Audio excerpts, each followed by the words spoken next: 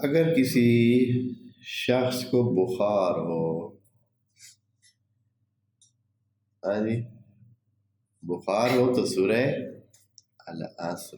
بعض اوقات یہ بخار آپ جانتے ہیں یہ ہے سادہ سی چیز ہے، بخار بھی کوئی بات ہے. ہاں جی، ہم تو ہمارے پاس تو بڑی ہے، ہیں جی، ہمارے پاس تو گولی بڑی ہے، ہم تو بس وہ لے لیتے ہیں اور بخار فشوں ہو جاتا ہے. لیکن یہ بعض اوقات نہیں بھی ہوتا.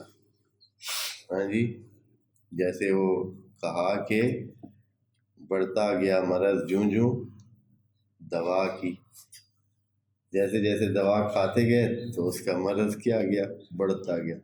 ایسے بھی ہوتا ہے. یا پھر یہ ہے کہ اور بھی کئی سلسلے ہوتے ہیں کہ نہیں علاج نہیں ہو رہا ہوتا ہے، تو یہ صورت آزمائیں اور پڑھیں. جتنی پاکیزگی کے ساتھ، جتنی صفائی کے ساتھ اس کو پڑھا جائے گا.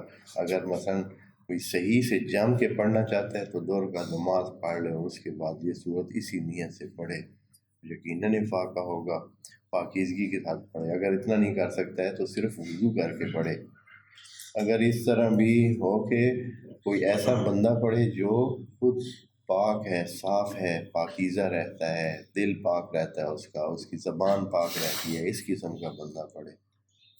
یعنی یہ سارے معیار پورے کریں اور پھر دیکھیں اس کا اثر کیا ہوتا ہے.